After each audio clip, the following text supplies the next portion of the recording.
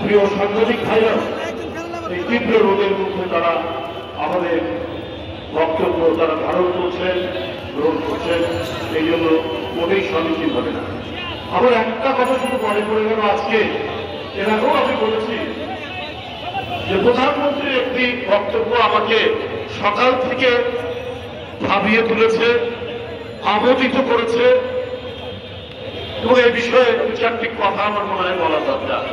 তিনি বলছেন অতি বাম আর অতি ডান তারা নাকি তাকে সরকার থেকে সরিয়ে দেওয়ার ষড়যন্ত্র করছে, এইটা উনি বলেছেন। কিন্তু উনি বলেননি অতি গরিলুটকারী, অতি রাষ্ট্রায়ত্ত অর্থ লুটপাটকারী, অতি রাষ্ট্রায়ত্ত ব্যাংকের আত্মসাৎকারী, খেলাফি ঋণের হাজার হাজার কোটি টাকা যারা আত্মসাৎ করেছে আওয়ামী লীগের ঘনিষ্ঠ সেই কোটি খেলাফি ঋণ গ্রহণকারীরা, নিয়ম বহির্ভূতভাবে হাজার হাজার কোটি টাকা যে সমস্ত অতি ব্যবসায়ীরা ব্যাংক থেকে নিয়ে বিদেশে পাচার করেছে বিনিয়োগের নামে, তারা অতি শেয়ার বাজার লুণ্ঠনকারীরা,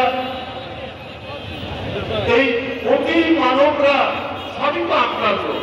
এরা কি আপনাকে রক্ষা করবে?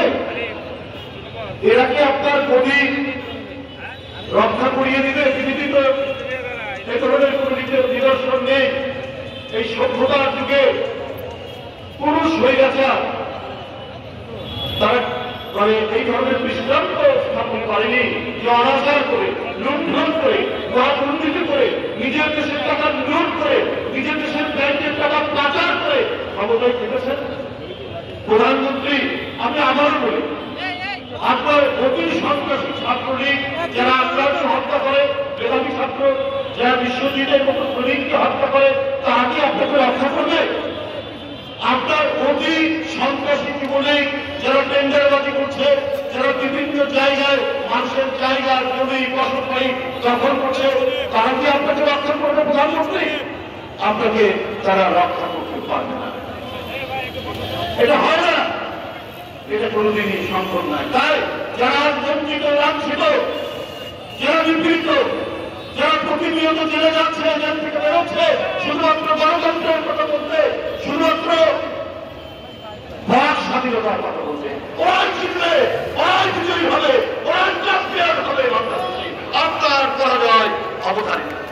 বড় বড় কথা বলছেন, অনেক উন্নয়ন, 7 কোটি এদেশের মানুষ কোন রকমে জীবন জীবিকা নিয়ে চলে, কোন রকমের টিকে থাকে। এর মধ্যে 85% অর্থাৎ 6 কোটি মানুষ তাদের যা কর্মসংস্থান, এটা অত্যন্ত ভালো বেরোল, এটা অত্যন্ত সঙ্গীন অবস্থা। আপনি এদেরকে রক্ষা করেছেন।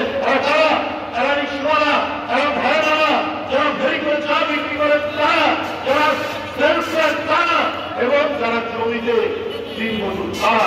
এদের কোন রাষ্ট্রীয় নিরাপত্তা নেই, এদের কোন সামাজিক নিরাপত্তা নেই, এদেরকে সরকার কোন প্রোটেকশন দেয় না। এদের কি হবে?